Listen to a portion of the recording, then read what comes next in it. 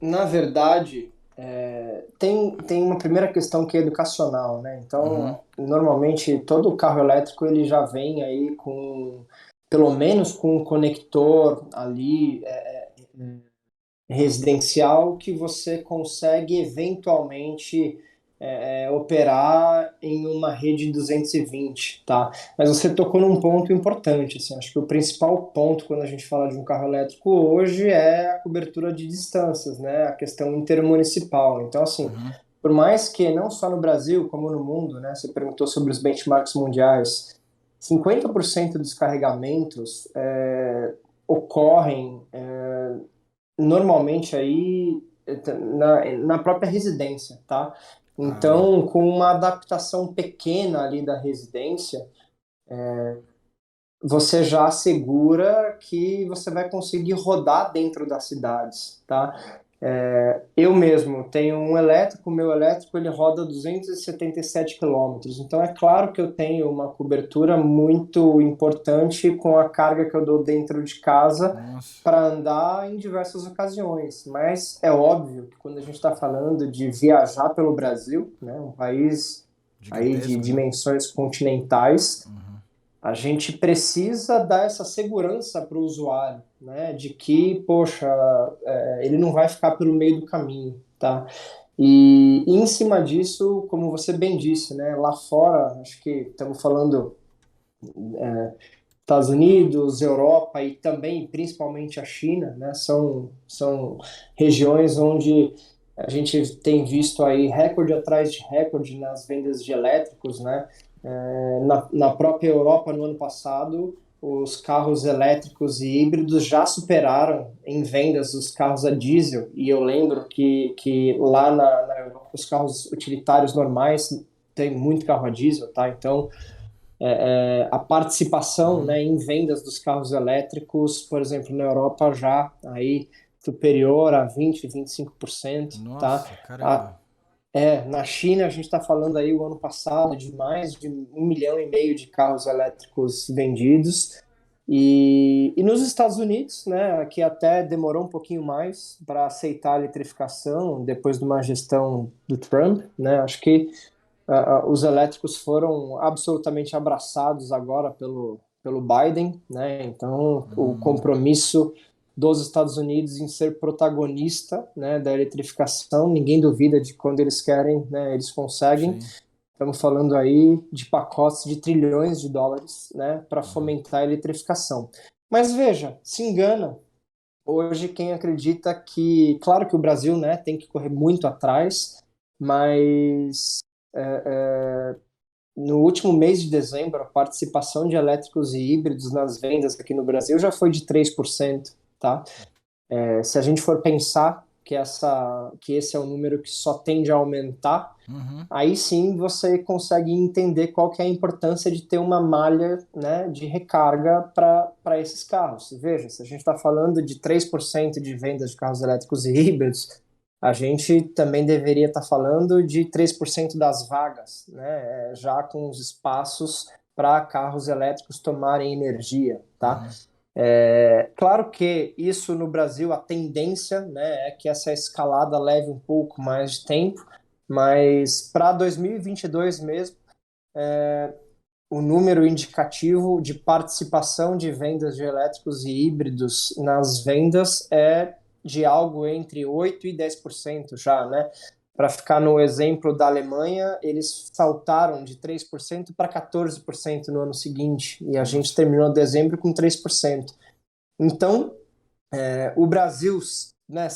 E também tem uma condição particularmente interessante, tá? Que carro elétrico ele é sinônimo, né, de sustentabilidade, a depender se essa é uma energia também sustentável, uma energia verde, né? E, por exemplo, diferente da Europa, que tem uma matriz energética bastante conturbada. Aqui no Brasil, a nossa matriz energética ela é verde, né? Pô, mais de 70% da nossa energia Hum, é absolutamente energia verde. Então, de fato, aqui é um sinônimo dizer que o carro elétrico é um carro menos poluente, tá? olha E só, também caramba, eu não tinha parado pra pensar nessa perspectiva, né? Assim, do jeito, quando você ouve, parece só 100% positivo a questão da utilização do carro elétrico e tal, mas a origem dessa energia, né? Isso é totalmente importante para realmente ser um resultado totalmente sustentável, né? claro, lá na Europa você tem muito termoelétrica, né? Aqui a gente já Uhum. tem uma matriz energética muito mais verde, tá? Mas, de novo, acho que assim, tem uma questão que é bem interessante também de salientar, tá? Carro elétrico por plataforma é um carro melhor do que o carro a combustão, tá? Então, assim, acho que a questão de ser uma máquina mais sustentável, ela é só um dos eixos aos quais a gente tem que olhar, né? O carro elétrico é um carro que tem pelo menos 70% a menos de peças. Então, pensa, 70% a menos de problema, 70% a menos de reposição. O carro elétrico, ele não faz som. O carro elétrico, ele não trepida. Então, Nossa, caramba. não, é até chato, assim, quando eu falo que o carro elétrico é melhor, acho que tem gente que olha para mim e fala, ah, não, eu sei, é porque você trabalha com isso, né, eu falo, putz, cara, você sentar num carro elétrico, dirigir um carro elétrico e entender que é realmente uma evolução, né, Da na tecnologia no questão de geral, do plataforma. mercado, né? Não Exato. é só uma questão. Obviamente, questão sustentável é importantíssima. Se for essa a força matriz de apoiar esse mercado, ótimo, né? É muito bem visto. Mas eu não sabia também, nesse nível de detalhe, quais as vantagens. Davi, até pra gente poder fazer um corte sobre isso, porque é um assunto muito interessante. Diferenças de carros normais, né? De gasolina, álcool, etc. Diesel, né? Para diferenças de carro elétrico e quais são as vantagens além da sustentabilidade. Você falou algumas, eu queria que você desse uma listagem mesmo, porque, né, você é um defensor disso e é importante a gente divulgar essa informação. Sim. Então, como eu disse, Vamos lá. são pelo menos três eixos, né? Uhum. O eixo da sustentabilidade, exatamente por isso, porque o Brasil, como um país de matriz energética limpa, a gente entende, né, que aqui realmente um carro elétrico é sinônimo de um carro mais sustentável. Mas você também tem a questão da saúde, né, do ocupante. Ele é um carro que apresenta melhor performance, que não tem ruído e não trepida, né? Ou trepida muito menos, claro, se você Uhum. passar por um buraco você vai conseguir entender, né, a saliência, mas o carro elétrico ele trepida muito menos, então esse eixo é muito Seria mais importante de seguro, por saúde assim dizer? pública. Seria mais seguro também, por assim dizer? E, tipo, em questão de probabilidade de acidentes, Sim, e esse é o até a terceiro ponto. combustão do combustível, né? De explosão, alguma coisa. Tem dados sobre isso ou não? Sim, sim. E o terceiro ponto é a questão de segurança barra inteligência, né? Acho que assim, hoje o carro elétrico ele também é sinônimo de carro inteligente, né? Um Uhum. carro conectado, ultra conectado. Então, tô só falando de carro elétrico, né? Não de Uhum. carro autônomo, mas os carros autônomos eles também têm níveis, né? E os carros elétricos eles já começam com nível 3 De autonomia. do que seria um carro autônomo. Então, Hum, ele também é mais seguro, né? Então, assim, que legal. mesmo, por exemplo, claro, não estou falando de um carro autônomo, mas você está dirigindo um carro elétrico, ele te dá muitos avisos ali durante a direção. Então, putz, perdeu um pouquinho a seta, perdeu um pouquinho ali, ele ajuda, ele corrige, né? Então, eles são carros também mais seguros, tá? Então, esses são pelo menos três eixos aos quais os carros elétricos são aí a evolução e estão realmente revolucionando, né, a nossa maneira de se locomover, tá? Então acho que 3 vezes você foi singelo mesmo, porque né, tem economia, né? Porque né, até hoje, com a situação econômica do país, custo de combustível absurdo, né? Então imagino, né, que com os carros elétricos também né, vai facilitar isso, reduzir esses custos. E o que você comentou também é a questão de desempenho, né? Em desempenho, como é que afetaria de forma mais técnica aí?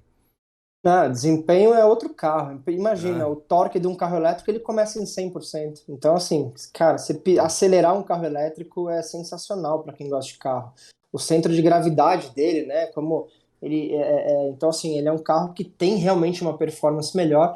E você tocou num ponto que eu nem mesmo tinha dito, né? Que é o ponto da economia. Porque o ponto da economia ele ainda é muito sensível para a gente discutir, porque é muito claro, né? O carro elétrico em termos de recarga, enquanto você gasta hoje por volta de 300, 350 reais para encher um tanque, né, num posto de gasolina, uhum, esse carro elétrico, você pensando aqui na cidade de São Paulo, né, ficando com os custos de energia da cidade de São Paulo, você enche um carro desse com 60 reais. Né? nossa, Então, é caramba. claro que tem uma grande diferença, né, em termos de custo de abastecimento, mas por enquanto ainda é um carro um pouco mais caro. Mas isso tem melhorado muito, né? Acho que até o ano passado o carro elétrico mais barato no Brasil era um carro de 150 mil, Uhum. 140, 150 mil.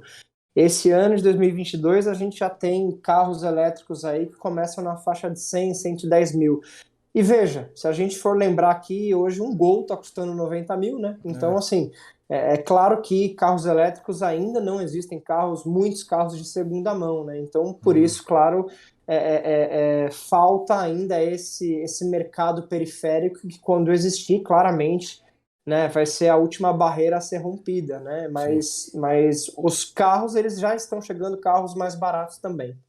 É, então, mas daí assim, eu acho que não é muito difícil do pessoal entender que é uma questão meio óbvia, né? Que faz parte da questão econômica de ser um produto novo que ainda não tá, conforme justamente ele mais popularizar, maior a quantidade que as montadoras forem vender, maior concorrência vai ter, né? E aí vai automaticamente barateando. É um processo natural que qualquer produto novo passa, né? Até nos próprios carros normais, quando lançaram lá um tempo atrás direção hidráulica, quando lançaram o carro automático, né? Os primeiros lançamentos, obviamente, vêm com preço muito mais caro do que a média normal de mercado.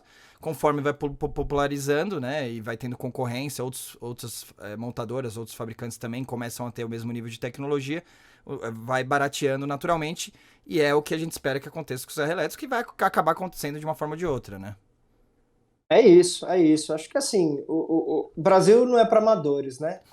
Como diz o poeta. Sim. Mas, mas não tem muito para onde fugir É, mesmo, né? Mesmo o Brasil aí sendo um país referência em etanol, né?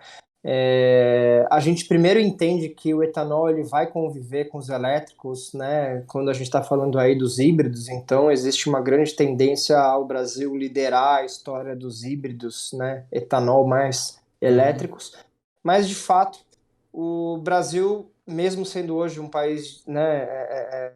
Mesmo sendo aí um país de dimensão continental, a gente já não tem aí uma indústria automotiva que só como um país consiga segurar uma tendência mundial, né? sim. Principalmente porque as plataformas, uma coisa é você dizer assim, ah, um carro combustão de gasolina, cara, é muito mais fácil de entender ali, de ficar muito mais próximo um carro combustão, né, de etanol.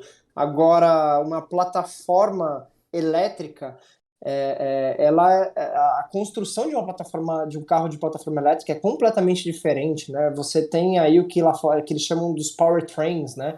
É quase como produzir um celular, né? Quase como, imagina, um powertrain significa que você tem ali o eixo das quatro rodas produzindo basicamente ali na China, e aí cada marca vai lá e só coloca a sua bolha, né? Então, assim, o Brasil realmente tem uma tendência a crescer, né? Em cima desse aspecto, né, que não tem jeito mesmo. Uhum, Primeiro, existem já compromissos, muitos compromissos assumidos pelo mundo, né? Então, a questão, né, de 2030, do Acordo de Paris, assinar, o Brasil é um signatário do Acordo de Paris lá em 2016. acordo que fala, né, a gente precisa aí mitigar e muito, né, a emissão de gás carbônico e sozinho, né, aqui no Brasil, está falando, os carros representam aí, enfim, né, somando o carro, os ônibus, enfim, todos os meios de locomoção, estamos falando de basicamente 25% de toda a emissão de CO2 no Brasil, né? Então, realmente, Nossa. o Brasil, né, igual, né, esses outros grandes países, tem já um compromisso, né, Uhum. com a descarbonização e não tem jeito. Esse compromisso ele só vai conseguir ser atingido na medida em que a gente realmente consiga aí, aumentar e muito a participação dos elétricos na frota nacional. Então, eu acho que assim, você está tendo certo contato com os dois lados, né? Você comentou que a sua empresa teve aporte, aí você explica melhor aí com a questão da Raizen, né? A Isso. Raizen é uma das maiores empresas aí brasileiras, né? Que é a união da Cosan, como você disse, com a Shell, que já eram dois gigantes aí, né? Da questão do, do etanol, né? De como usinas, né? Tanto da questão desde a usina lá de cana de açúcar, mas eles né, sempre atuaram em todo o ciclo, né? De distribuição ali, até a questão dos postos de gasolina, etc. E é uma empresa gigantesca que vive disso, ganha milhões e está investindo nisso também. Então, assim, eles também estão se preparando. Como é que é essa transição para eles? É uma preocupação? Eu sei que né, você representa a Tupinambá, não eles, mas como é que tá sendo como é que foi esse aporte? Qual foi a estratégia do porquê isso aconteceu, essa união? Bom, primeiro, a Raizen, ela hoje no Brasil já é sinônimo de produção de energia limpa, tá? E, claro, mesmo com muita participação, né, em etanol, em cana-de-açúcar, como eu falei, o Brasil, a gente sabe que vai existir aí uma grande convivência, tá? Entre essas duas plataformas, essas duas tecnologias, mas, de certo modo, toda a indústria, não só no Brasil como no mundo, tem se preparado cada vez mais para esse momento, né, da eletrificação, tá? Uhum, Então, não é surpresa nem aqui, nem lá fora, essas recentes parcerias, né? Então, claro que mesmo os processos aí de combustível, de queima de combustível, hoje são infinitas vezes menos poluentes, né, do que anos atrás, uhum, mas de fato, né, a questão da eletrificação é algo que veio para tomar o seu espaço, né, então que em cima disso, essas grandes companhias, né, de energia e de distribuição, é claro que elas precisam se posicionar nesse novo cenário, tá? Então, para a gente da Tupinambá foi uma alegria imensa e uma responsabilidade também imensa receber esse aporte daquele que é o principal player nacional, né, em termos de produção de uhum. energia limpa mesmo. E, assim, pelos próximos anos, é claro que a gente vai entender aí e vai existir essa convivência, Tem que se tá? Porque reinventar, né? Vai ter que se reinventar de alguma forma. é claro, assim, poxa, esses acordos, por exemplo, eles são acordos que em muitos países, em 2030, os carros a combustão, eles vão ser proibidos, né, de serem vendidos, tá? Então, é claro que, por exemplo, quando a gente falar de uma Raizen e que é uma Shell no mundo, né, então, assim, claro que a Shell, ela tem que pensar globalmente, né, como que ela vai naturalmente, né, avançar no Uhum. tempo com essas proibições locais, tá? A gente está falando França, Estados Unidos, China, até mesmo o Chile, aqui recentemente assinou a proibição da venda dos carros a combustão em 2035. Então é Nossa, claro que esses caramba. players que trabalham no mundo inteiro, eles precisam, né, se programar, e é uma programação, o setor automotivo em geral e de energia, ele se programa pelo menos com 10 anos de antecedência, né? Sim, sim. Acho que no mínimo, né? Nesse caso aí, realmente já. Os caras devem estar tendo um planejamento aí a longo prazo.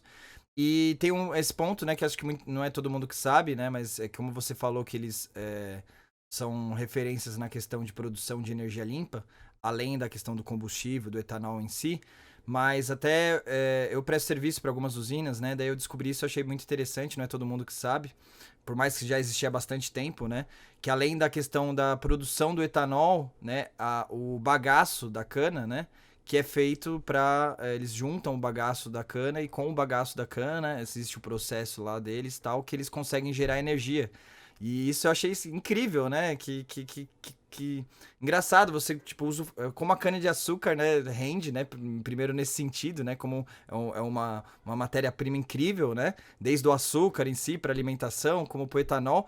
E esse último ponto que é realmente eles conseguirem utilizar ao máximo, né, do produto ali da matéria-prima, que até o bagaço que antigamente era descartado, hoje ele passa por um processo, eu não lembro, se você souber melhor do processo, fala pro pessoal, porque é bem curioso, mas ele sofre um processo e através do bagaço, acho que da queima, do cabaço, do bagaço, alguma coisa do tipo, eles conseguem extrair energia e energia limpa e sustentável. Isso eu acho sensacional, né? Não, é isso, assim, acho que eletrificação é apenas um desses componentes, né, de quando a gente fala de ESG, de elementos de sustentabilidade. É claro que a Raízen, como, né, a quarta empresa brasileira em faturamento, a maior em energia limpa, Uhum. o, o- eles têm, inclusive, né, um processo aí de certificação que, como você bem disse, é um processo brasileiro, né, e uma tecnologia da própria Raizen que consegue Sim. reaproveitar o bagaço da cana, produzindo quase o dobro de energia, né? Então, além da produção normal, né, você consegue ali produzir do próprio bagaço.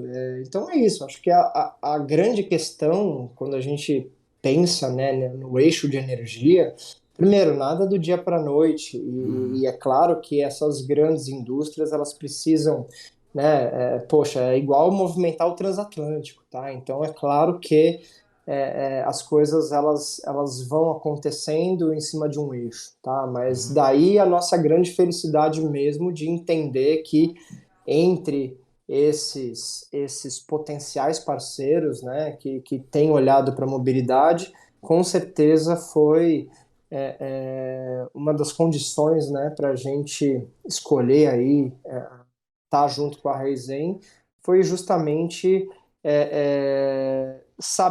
o fato de sermos sabedores da preocupação deles, né, com a questão da eficiência energética e dos processos de sustentabilidade, né? E é claro que o carro elétrico, ele hoje, quando a gente está falando né, do setor automotivo, ele é o grande expoente disso, tá? Mas de verdade, o Brasil é muito bom, né, que isso seja dito, é referência, né, em sustentabilidade há bastante tempo, e o próprio etanol, né, como combustível fóssil, ele é muitas vezes superior em termos de eficiência energética do que a gasolina, né? Uhum. Então, que para a gente foi uma junção desses fatores que nos motivou aí a aceitar o desafio junto a esse gigante. Não, legal. Bom, primeiro, quando a gente fala de trabalhar por propósito, eu tenho que citar aqui a questão do privilégio, né?